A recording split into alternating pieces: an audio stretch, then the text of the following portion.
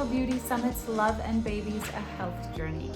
I'm your host, Salome, founder of Sugar Sugar Wax, and my co-host here is Angela Chan, founder of M-Beauty. Today's conversation is all about relationships after kids. Angela, tell our audience a little bit about our awesome guest today. So today we're speaking with Dr. Morgan Cutlip. She is a family and relationship therapist with a passion for helping others find love and longevity in their relationships. She holds a Ph.D. in psychology and is the creative mind behind My Love Thinks, a website providing practical and research-informed resources to support and enrich our relationships. Now, if you are ready to level up your relationship, this conversation is for you. Not only does Dr. Cutlip share practical advice, but she is just so approachable and has so many great empowering tools. So stay tuned for my conversation with Dr. Morgan Cutlip.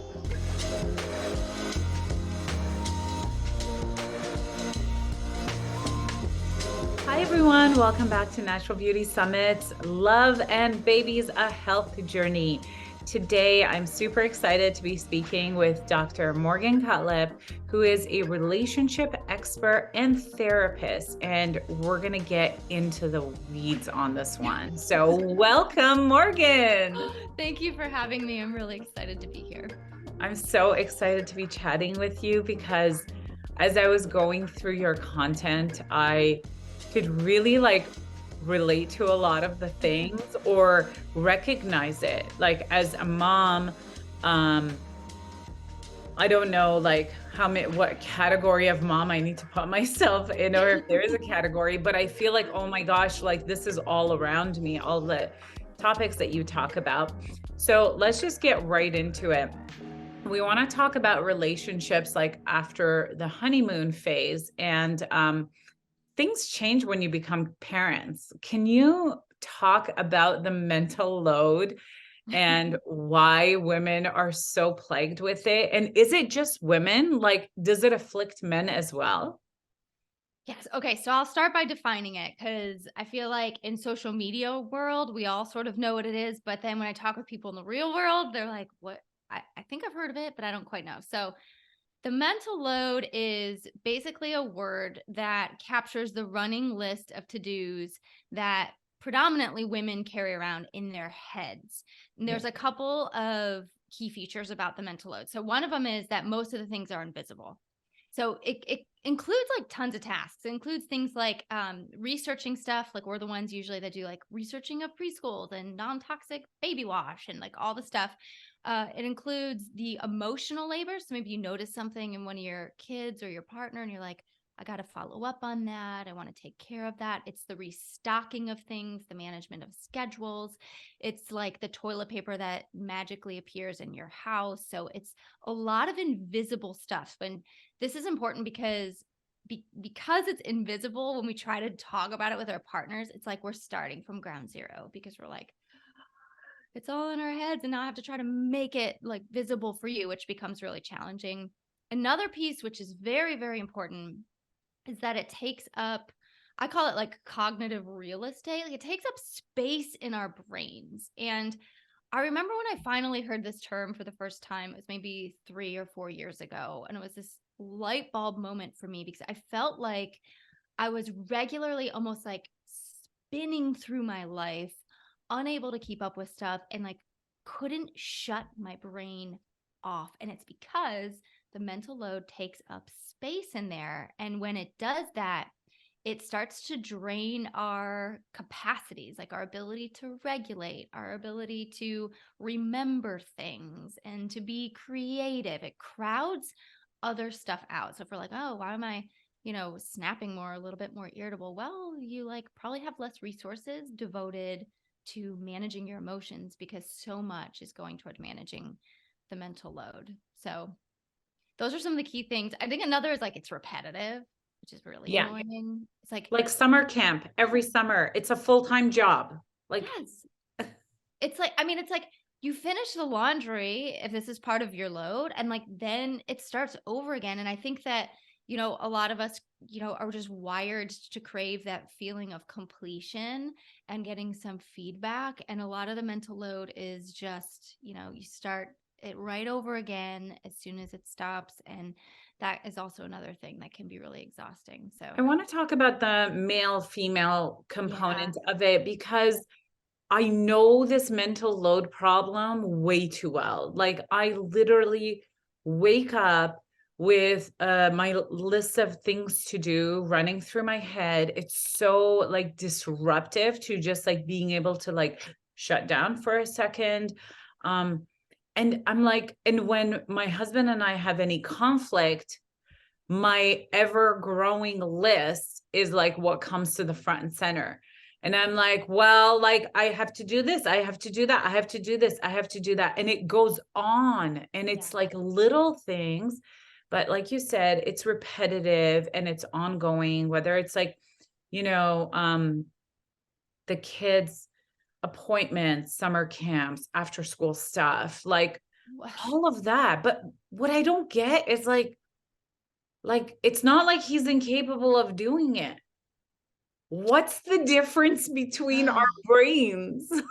Yeah. So, okay, well, like a couple things, because everything you're saying is stirring up more thoughts in me. So, one thing that's tricky about the mental load is like when you're explaining it, probably it sounds like tons of little meaningless things, which I think is also hard about the mental load. So, you're explaining it. It's like, okay, you got to pick up Valentine's for the kids. Big whoop. Like, right. They can sometimes sound meaningless, but the thing is that we're like holding the space in our brains for it, which is what is so exhausting. The other thing is that when we talk about it with our partners, the way that they respond in that moment can add to and we can talk about this later, but like that can add to the frustration. So if you're explaining it to your partner and he's like, just one thing at a time, babe, and you're like, you don't get it, right? It's Yeah. like that is another piece. So it becomes this very it's not like the core of all relationship issues, but it's almost like woven through a lot of issues that couples are dealing with, especially after kids come into the picture. So why women more than men is what you're asking me. And this is just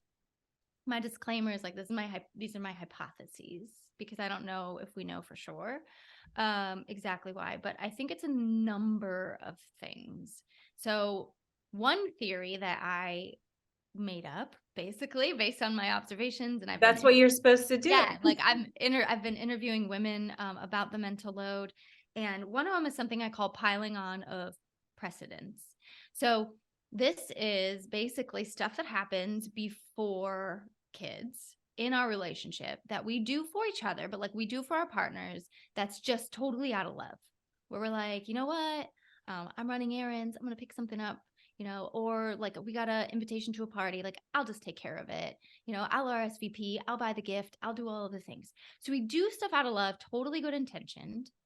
But when we do it, it is removed from our partner's awareness, and it, like, without any discussion at all, becomes something that we put on our plates almost for the rest of the relationship. It's like, so we enter motherhood a lot of times with kind of a full plate already.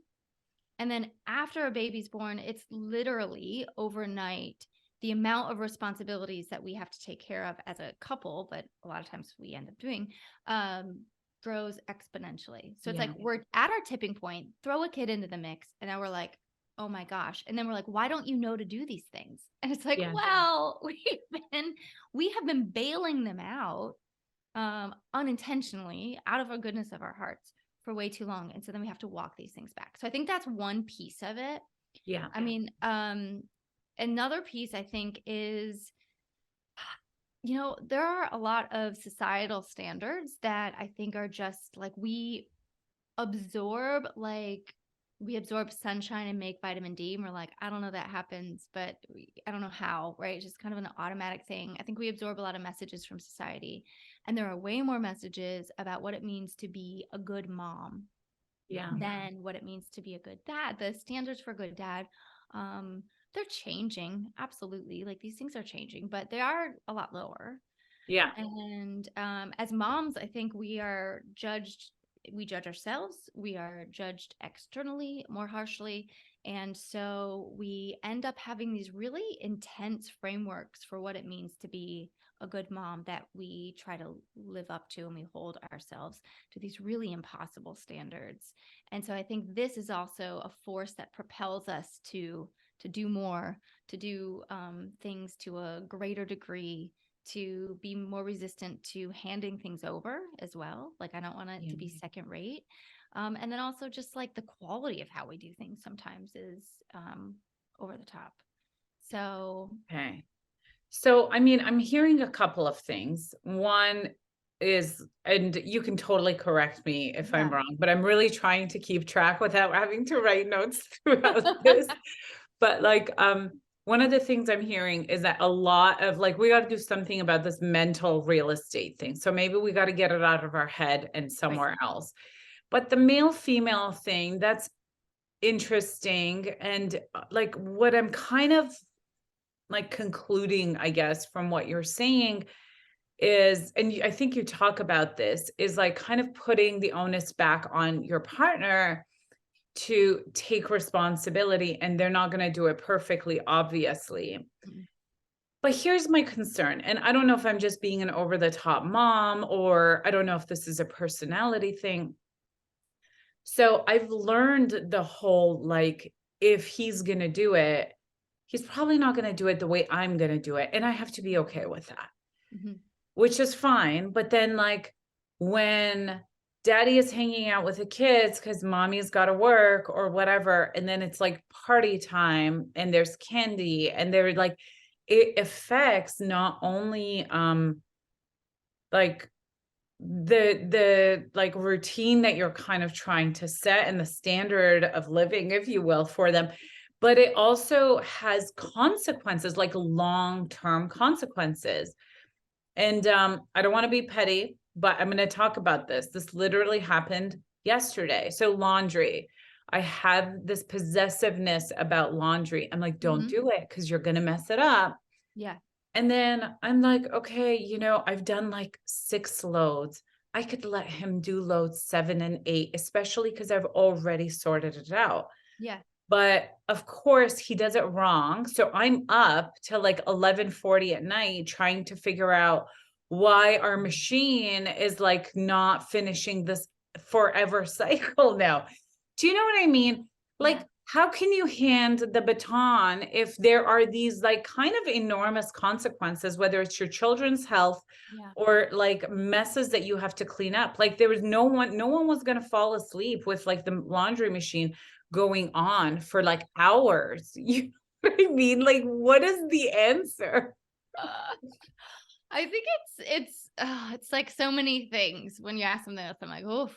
Even the first question, I feel like there are more explanations. Also, just in case people are like, well, what about this? What about that? There's way more you can say about why there are differences between men and women, and biological makeup and societal messaging and nurturing versus providing and all these things. So I don't want anyone being like, oh, what about this? So just an asterisk about that one. But what do you do about it is okay, so it's a number of things. I think like what I hear you saying is like on one hand, when time is with dad, dad is like fun dad, and you're the person who's setting the rules, And say and no to sugar. you're saying no, like you are the no person and he is the yes man. And I think that like doesn't feel good on a number of levels. That doesn't feel good to be the person who is always responsible for setting the boundaries. There is a weight of that role of being one who's like monitoring. Also makes you feel kind of ugly because you feel like you're like a nag a lot of the time. And also then you feel like you've got to manage and micromanage your partner, Yeah. which is like you don't want to inhibit them from being able to be the parent they want to be, but also like you want to be able to trust them to be left with the kids. So a couple of things that you can do. I think the way that I confront like a lot of issues in relationships is like there's an in the moment process and then there's like an out of the moment process, and they can look very different. But I mean, out of the moment, you're talking about like some pretty big things. I'm just talking about the candy playing with dad issue, which is like, how are we going to parent our children and what's important to us? And is it important to us that like they're healthy. Okay, yeah, it's important to us that they're healthy. So let's talk about when you have the kids and I have the kids, like how can we have some consistent threads and how we parent our kids so that we're on the same page and so that I don't have to feel like I have to remind you every time. And I think so, like getting on the same page around some big picture priorities when it comes to your kids is a really important conversation to have outside of the moment. With that being said, there has to be a certain amount of like flexibility for parents to be able to like get in there with their own style and have some fun sometimes, within reason, right? Like it's not like totally disrupting your life or like they're up till 1 a.m. with the dad, like they're like Yeah. tired for school, right? So get on the same page with big picture stuff and then allow for some individual differences in like these moments. I think something that I've learned, because that dynamic has happened in our relationship too. Not all the time, but like it would come up sometimes. I'm like, well, I'd get kind of salty about it. Like, how come you get to be fun and I've got to be the one doing all the things? And Yeah. so part of it was having the conversation with him. So that's like the dynamic stuff. But then the other part was, okay, well, what kind of mom do I want to be? And if I want to be a mom that's fun too, then I'm going to be. And so part of it was also taking this almost like radical ownership over my right to also have fun with my kids. And so that's something that I am actually pretty consciously aware of, when like I'm with the kids. Like sometimes I'm going to be the enforcer, but like sometimes I'm just going to get in there and do some fun stuff too. I love that you take that power stance so much because I feel like when I listen to your content, I'm like, it's like, oh yeah, like you don't have even the most worn in loops in a relationship can be changed or broken. And like what are some like, but I guess for me, it's kind of still a question of how do you get from that like paradigm shift to practicality, like, and I would love for you to like illustrate this through an example, like what is like something that's really common that you see, and how can you give us an example of how someone has and can overcome it? Yeah. Do you mean about the mental load or do you mean about the dynamics in a What's relationship? the difference? Well, I feel like one of the most common things that I see come up and how couples communicate, and it might be about the mental load, but is that when usually a woman goes to her husband, and says, like, I would like you to help me with whatever, the first response is to go into, I guess I'm not doing enough. I guess I'm not enough. I Yeah. never get it right with you. I call it the deficit default. Like they automatically go to this place of feeling like they are falling short or inadequate. So then what happens is that this is literally, I hear this from, I don't think I've met a woman who's like, that doesn't happen to me. It's every woman I've talked to. Then what happens, which is really annoying, and frustrating, is that then the next part of the conversation, it moves away from what you needed help with and what you were coming to them for. Maybe it was just support or whatever. And it moves the conversation to, okay, now I have to build you up. Now I have to repair. I got to get you back to baseline so we can try to have this conversation. So then it's more energy output. Yeah. The one who is actually coming in having like a deep need that needed met. So that's the most common thing that I see in relationships. And I think like I tend to do big picture kind of takeaways. So I think in the moment, there are things you can say that Like can what? really, yes. So in the moment, you can say something like, what are you hearing from me right now? If you're like, hey, I would like you to do blah, blah, blah, blah. Oh, I never do enough. Blah, blah. Okay. Oh, wait, what's happening with you right now? What are you hearing me say? And make them explain it. Make them like, I'm hearing you say, I don't ever help you with this. I don't. Okay, let me clarify my intention. And this is still a little bit of having to go on a bit of a detour, but it's faster. So you say, my intention is I need support. My intention is not to call you out on things that you're not doing. Or you could say, I'm actually not saying you're falling short. I'm just letting you know what's going on in my world so you can support me. Or I'm actually telling you this because I want to feel more connected to you. I'm not telling you these things to cut you down. So when you have them explain it back to you, you can get targeted in how you respond You shouldn't in the say moment. things like, this conversation isn't about you. Right. Well, I mean, if you say that, fine. Like it happens, right? And I think that's what our deep like our knee-jerk reaction is. Like, oh, this isn't about you. This is about me. And you can say that without saying it in a way that stirs up defensiveness, which is like, I'm coming to you because I want to connect, or I'm coming to you because like I'm really depleted and like you're somebody I want to be able to come to when I feel that way. And so it's Okay. like it's a shifting of your words a little bit, and people push back on that. Why do I have to tiptoe? Well, if the ultimate outcome is getting needs met in a way that feels good to you or getting more participation around the house or anything like that, then changing up your words is a pretty minor shift to actually get to the outcome that we desire most. So Oh man, that's that's great. So that's for in the moment. for in the moment. And then out of the moment. Yeah. By the So way, I love this like notion of like having conversations or like having tools for when you're having the conversation and having a plan for when you're not having the conversation, but it's still maybe even taking up some mental load. yeah, well, women, I mean, research shows that women tend to be the relationship managers, which is like keeping tabs on all these things, initiating these conversations and all that stuff. So, it's definitely part of the So mental it's load. not just me. No, it's not just you. No, it's most women, not every woman, most women. But so outside the moment, the big picture piece is I always say you should schedule regular relationship meetings.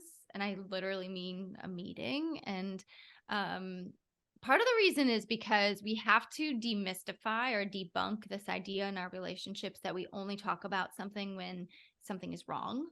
We have to just regularly touch base. I mean, like the mental load is not this static thing that is always the same. It is always changing And day to growing. day to day and growing and like different seasons are busier and maybe you're more about your work than your partner's work and then it's suddenly their work is like taking up so much time and energy. So there's just, holidays are different times when it changes. And so the idea of like finding a distribution of the mental load and then just being done and never talking about it again is absolutely crazy. It's going to set you up for a lot of disappointment. And so, part of, I think, the out of the moment strategy is to have regular relationship meetings that are scheduled.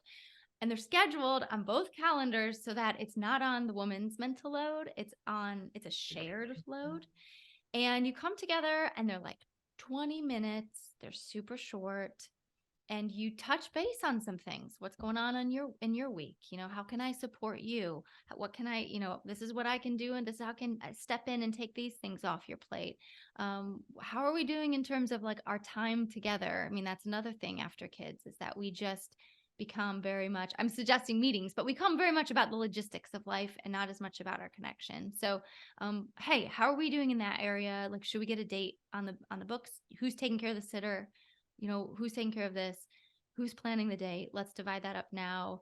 How are we doing in our sex life? Like, you touch base on stuff, end with something positive, and regularly do this. This is going to help you stay on top of stuff that starts to erode your closeness.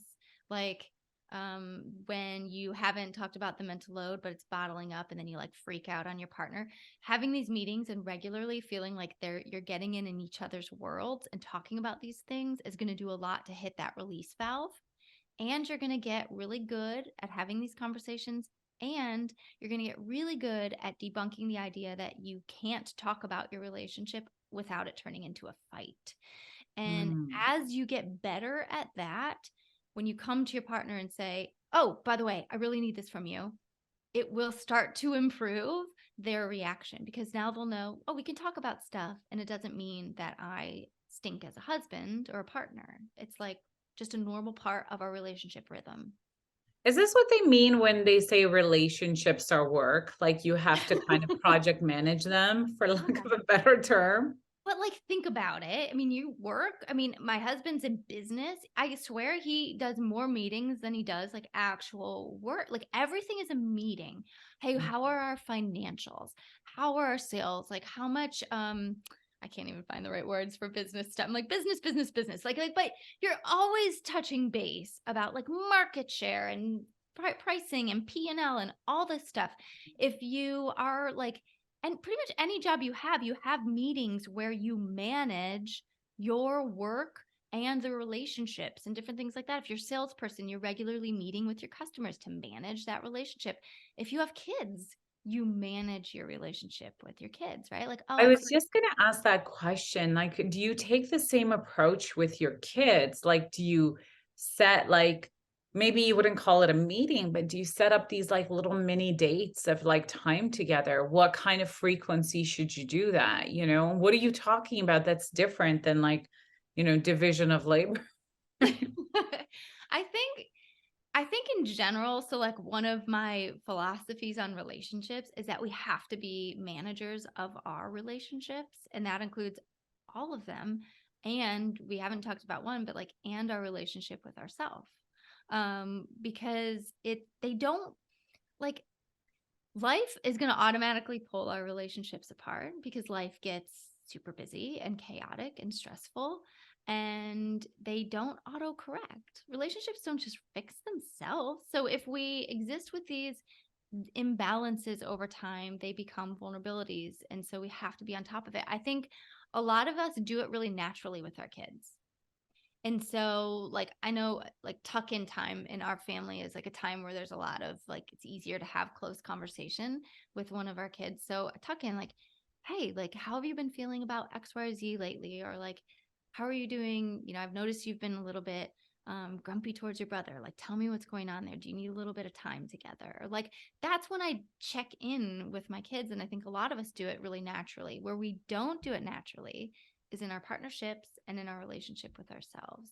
And so I think that it's like learning any new skill. It's really mechanical at first. Like if you play basketball, you go out there and you just like free throw after free throw over and over again till it becomes natural. And so I think in certain areas of our life where it's not natural, we have to start mechanical, and then we get better and better at incorporating it naturally.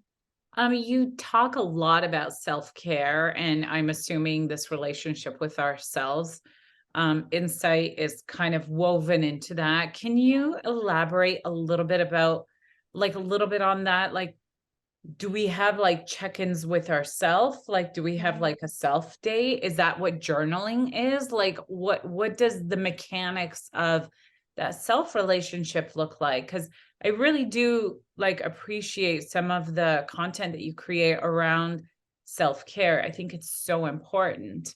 But like I really want for our audience to like be able to sink their teeth into self-care. Like I talk a lot about self-care Mhm. because I'm a beauty brand, Yeah.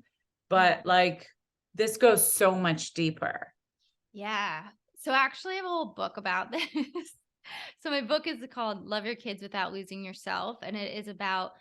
I mean, I don't use the word self care. Maybe once in the book because I really think it's just become a tired term that a lot of us are like, oh, okay, yeah, yeah, yeah, yeah, and so we don't really give it enough time and enough weight.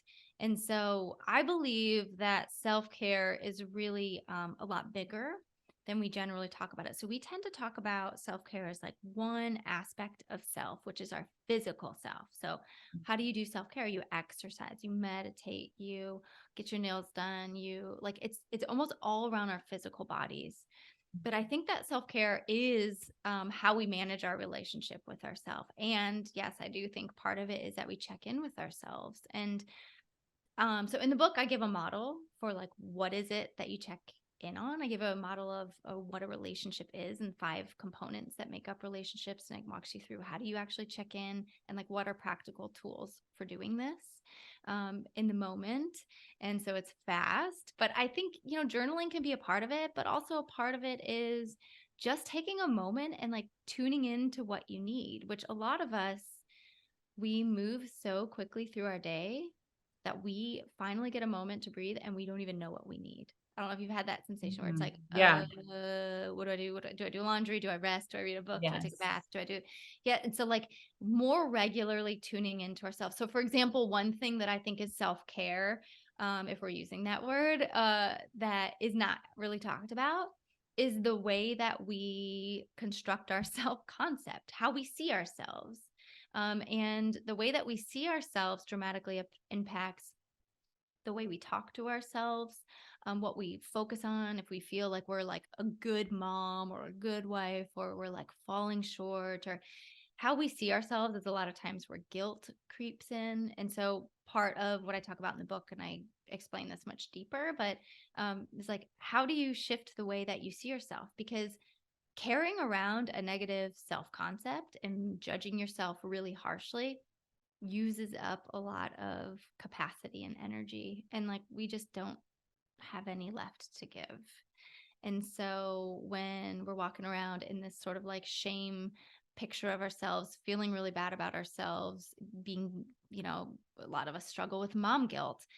We're using up those important resources, which means we're probably snapping more at our kids, which means we're fueling this negative self concept. So it becomes a self perpetuating cycle that we need to get out of. So I give strategies there too, like how do you quickly reset your self concept in the moment, to save yourself some energy. Now, you touched on this earlier in the conversation, Mhm. and I thought this was fascinating. Um, and I really want you to elaborate on it. It's that concept of like losing ourselves or de-selfing, as you Yeah. call it. Because I don't know, I feel like a lot of us do it. I think it's kind of common, maybe more for women. Again, it becomes like, is it a question of gender? But the de-selfing, we do it in relationships, but then we also do it as parents. I'd Oh, love for you to like talk about what are some of the key differences of in de-selfing in both of those scenarios, and how do we not do it? Because I think that also ties into self-care, which I totally agree is so overused, but that like having that relationship with yourself. yeah. So de-selfing, I think the person who came up with the term is Harriet Lerner, and she wrote a book called The Dance of Anger. And she talked about de-selfing, and I was like, oh, this is such a good term for this. And other people have talked about it since. I think in the book Burnout, they call it like the givers. And so it's generally a gendered thing. It generally is women who tend to de-self, which basically means that you sacrifice yourself for the preservation of your relationships. And um, in my book, I talk about three core conflicts that we face in motherhood that make it really difficult. And one of them is around this issue. It's around my needs versus the needs of like everything and everyone else. And I do think that it's, where does it come from? It comes from probably societal stuff. It comes from what we saw in our own home growing up, what the kind of roles we saw acted out, and comes from different structures that we're a part of as well. And social media, like all this stuff, right? Like it feeds this. But it is a gendered thing, and just something that I don't think it's bad. Like, here's the thing. Like, I'm very careful about how I talk about this because I think that women being nurturers and caretakers, it's like a gift. Like, I think that's a really beautiful aspect of being a woman. I wouldn't wish that part of us away. Personally, I wouldn't. Maybe some of you would, but I wouldn't wish that part of us away. I think it's a beautiful thing. But I just think that the way that we distribute it a lot of times becomes problematic. So if it's like my needs versus the needs of everyone else, it's almost always everyone else's needs ahead of our own. And I do think that that's normal a lot of the time to exist this way. But when we never recalibrate even a little bit from here, like now and then, and we remain like this chronically, that's why you're seeing so many women burnt out and totally just lost in their relationships, is because everything and everyone else is coming before us. So I said earlier how life just kind of messes you up. So I don't think that the solution is necessarily like this perfect balance between our own needs and the needs of others, but to get good at balancing, So when suddenly like we got to be all about the kids right now and not about us, that we're like, okay, I'm going to come back to me. Like I'll get to me in a minute and then we're going to recalibrate a little. And then suddenly work demands, it's all about us. Check in with them, recalibrate. Like so it's about that regularly tuning in so you can keep kind of shifting the way things are distributed between my needs and their needs. But I do think, sorry, obviously I could say a lot about this. I just keep going, but like I do think, when you look at millennial generation and how we parent, I do think we're especially prone to lose ourselves in our kids because when you look at like the trends in parenting, we have put parenting on a pedestal in many ways, in that we almost like our children are like a direct extension of ourselves and our identity. We put a lot of weight on parenting. There's a whole research term called intensive mothering, which I think plays a part in all of this too. But I think that makes us even a little bit more at risk of losing ourselves and our kids, is that we're just like, we're really wanting to get it right.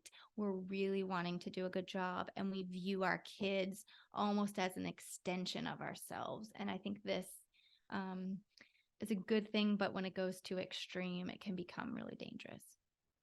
Do you think that that is maybe partially happening because, like psychology in the last, I don't know, 20, 30 years more than ever has really shown us how much like our childhood experiences shape who we become and how we function in the world. So now as mothers, we're sort of like feeling like, oh my God, like I'm responsible for your well-being for your entire life. And if I do the wrong thing, I can traumatize you and then you're at a disadvantage forever. Yeah. Yeah. So that's part of that intensive parenting, intensive mothering. Sharon Hayes came up with that term in the late 90s. And there's different components to it, but I do believe that there is it's part of it's like the information that's available these days. Like you can hop on Instagram and have like 6,000 experts like right in the palm of your hand at any given moment, which can make you really hyper vigilant in how you parent. And I think that's how we approach parenting, not everybody, but a lot of us today, which is with this intense hypervigilance of, oh my gosh, the littlest thing is like going to totally mess up my kid. And so we're trying to like hedge all of these things and get it right and raise these like really emotionally intelligent kids. And again, I think this is a great thing. I think it's like a pendulum is swinging, but anything taken too far extreme, even if it's good, can like, it'll have like a dark side. It will have this shadow side. And I think the shadow side is that we're holding ourselves to some really impossible standards as moms and as parents. We're like real burnt out on investing so heavily and trying to set up these. I mean, I hate to use the word perfect, but like kind of like set up this perfect childhood experience where our kids come out like unharmed completely. And I think that it's taking a really massive toll on us. And the reality is, and like research has shown this time and time again, that like we shouldn't be perfect parents. We should be good enough parents, which is another one of the conflicts I talk about. So my needs versus the needs of others, and then parenting perfectly versus being a good enough parent is another one. I think why motherhood is hard, I talk about in my book, but it talks about like how when you provide almost like a secure base or safe structure for your kids, but allow them opportunities to kind of fail and figure it out, and you build resilience. And so I think maybe we need to like dial it back a little bit for our own sanity. And also the reality is that nobody will leave childhood without something, because we can have the best of intentions and have the best heart when we go into our parenting journey, but the reality is the way that our children will interpret certain things is completely on them. And so that is not something that we can control. Now, you share so many great, great tools and scripts, and there's just like a world of like free resources that you offer the world. And one of the things that like I notice is, you know, it's usually more times than other. It's usually one person in a relationship that's coming and saying like, hey, like, I think this is like something's not working here, right? Yeah. And now, do you think that that happens because one person is usually benefiting from the inequilibrium? So they're like, this is fine. What are you talking about? And then the other person is feeling depleted.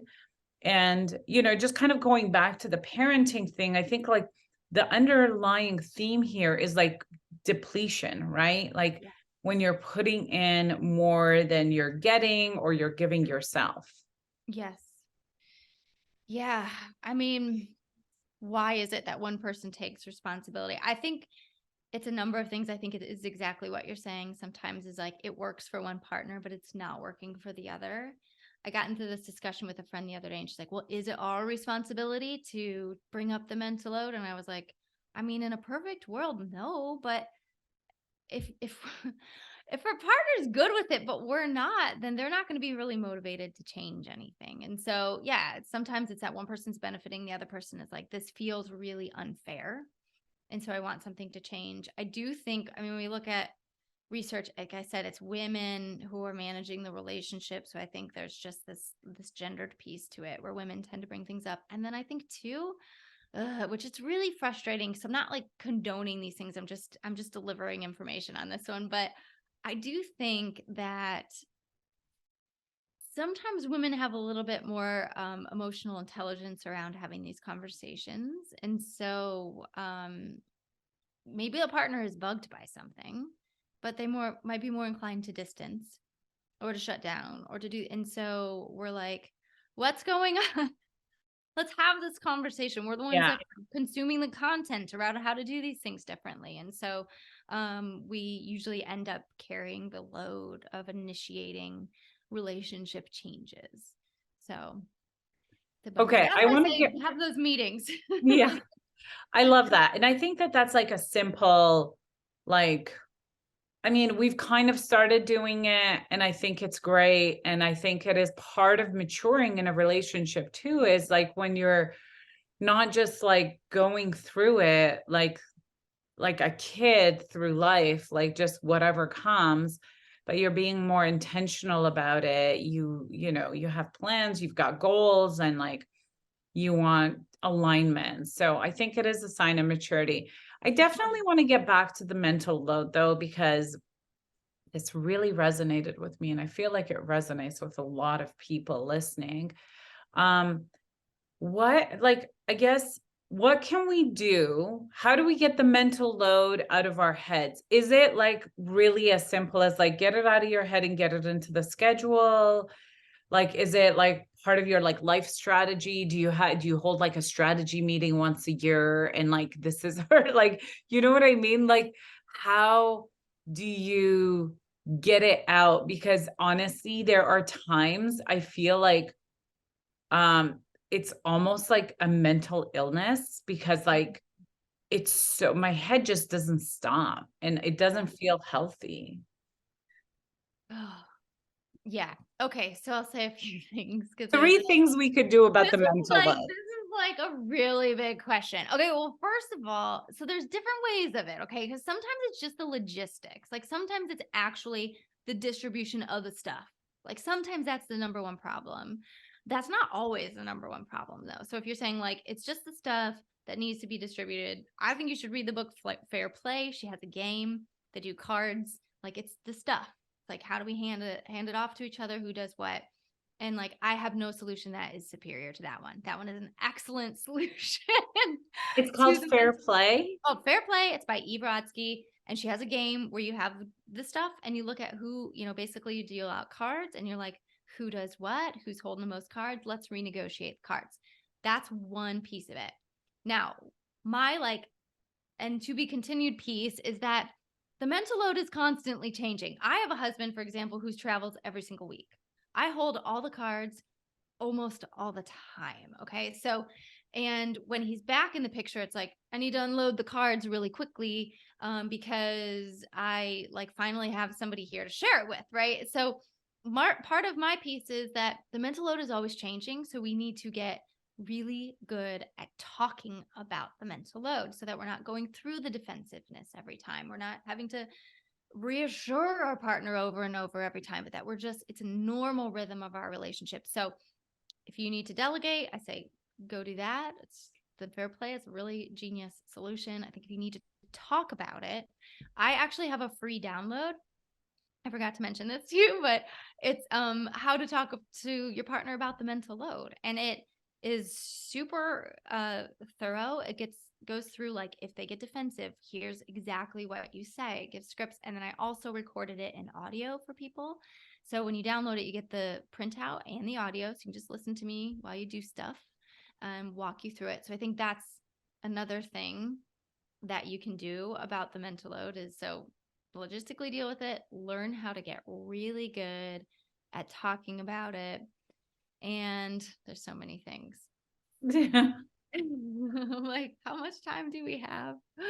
We got a few more minutes, and I'm not going to ask you any more questions. So we can end off with like giving our audience some like tips and tools on the mental load. I think, another is that this piling on precedence piece that I talked about in the very beginning, we need to be very careful about continuing that pattern. And so part of that is not taking on more things without discussing it and making it really visible. And I think like when your plate is full, sometimes you'll be like, it's just easier to do it myself. But the reality is that big picture, like long-term wise, you're actually just taking more and more things on that your partner's not going to be aware of. And so that's one piece. It's like be very aware of that tendency to take it on without discussion. And instead, and this can be, think of it what you want. It's helpful though. Instead, talk about the things. Hey, just so you know, like we got an invitation to a party. I'm going to RSVP, but you're in charge of finding the gift. Or I'm going to take care of this time. Next time, I want you to take care of this. So, like, don't take things on like permanently, like you have probably been for a lot of the relationship. I love that suggestion of just talking about it because you're totally right. Sometimes we're so crammed for time that I'm like, oh, I'm just going to like do it. Yeah. But then it becomes invisible. And then when you're overwhelmed, your partner's like, what is going on? Yeah. And you're like, the 5 million things I haven't told you about. Yeah. I mean, it's not our fault. So I'm always careful of like, I don't want to sound like I'm blaming because it's not our fault, but there are things that we do that just perpetuate it. And part of it is like, we don't have the energy to explain it, or it's annoying to have to tell you what to do. But at the same time, and I say like, try to approach the mental load with like a long ball perspective, because you're wanting your partner to move to a place of like, being really clued in with what's going on in the home and the mental load and what needs done so that they take initiative. And so part of it is making these invisible things that have been invisible for potentially years more visible. And part of that just requires things that people like to push back on, but I think they're important. Talking it out. It also requires sometimes asking, because if you've done it for a very long time, they're like, how come they don't see it? Because they haven't had to be responsible for it. Yeah. And again, it's not your fault. It's not necessarily their fault, but you have to walk some of this stuff back and redo the patterns in the relationship. That's great. I've got one more question. I totally lied, but I need to ask you this. And I think, as I listen to what you're talking about, whether it's our relationship with our partners or with our kids, there is definitely a theme of like agency and, awareness and advocating for your needs here. And I think that, and correct me if I'm wrong, but I think that that starts with that relationship that you have with yourself. Yes. So my question is, what is one of the things that you have done to start building that relationship with yourself? Or I don't know if it's building, or making it better. And what has been the result? Curveball. Ooh, that's a good question. Okay. I mean, a lot of these, so especially the stuff I write about in my book is stuff that I did have to work on. Even the mental load, because again, my husband was gone a lot. It was like, I'm carrying it, but like this isn't feeling good. I always say like it doesn't need to be equal, it needs to feel fair. And so a lot of the stuff I have actually like road tested on myself. So when it comes to needs, I think a lot of times, this is such a good question. I'm trying to think of which point I want to start with. So part of the change for me when it came to needs, because I very much was like a protector of my partner's energy at the expense of my own. And what happened was I started getting, the normal stuff: angry, resentful, irritated. He'd be on the couch and I'd be like, oh, it must be nice. You're sitting on the couch and I'm doing the things, right? So part of what I had to do was almost like step into my awareness that I have personal power here. Like I have a say in these things, and I was just not voicing it or not making it known. And sometimes I had to do that just for myself. So for example, the couch example, like there would be times the dishes would be stacked up really high and he would go sit down for a little bit and I would kind of be like, I guess he expects that I take care of the dishes, right? We sort of like jump to this like horrible conclusion about our partner. So there's a couple of lessons in this one. So the first was, well, I could go sit down too. Like nobody's stopping me. He's not going to criticize me for not doing the dishes. And so I have become a lot more intentional about checking in with myself. What do I need in this moment? Do I need a clean kitchen in this moment? Or do I need to get off my feet and just chill with my family for a bit or whatever? Go sit in my room alone. And I do it. I do what I need in the moment. And sometimes the dishes wait. And almost always, though, he gets up and he ends up doing them. So that's one piece, is this just awareness that you actually do have a choice a lot more often than we feel like we do. Yeah. And being able to lean into that. I think another thing is I started taking things a lot less personally in my relationship. Actually, I have a free guide on this too. It's like 5 steps to take things less personally, but I did an experiment for 30 days where I was like, I will take nothing personally. I will assume that nothing is about me. And was life-changing because, like, for example, with the dishes, if you look at those dishes and you look at your partner not doing the dishes and your conclusion is they think that I am responsible for them, kind of like personalizing their intention and making meaning of their action or inaction when like that really might not be the case.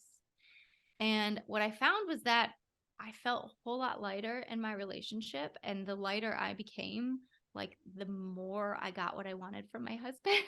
It was like I started getting the dynamic between us shifted to be lighter, to more flirtatious, more fun. He was stepping in more with a really great attitude. And so I think that's another piece that in my relationship with myself that I've managed differently that's made a really big difference. That's amazing. So you would just kind of say to yourself that it's not about me. Yeah. Yeah. Part of it. Yeah.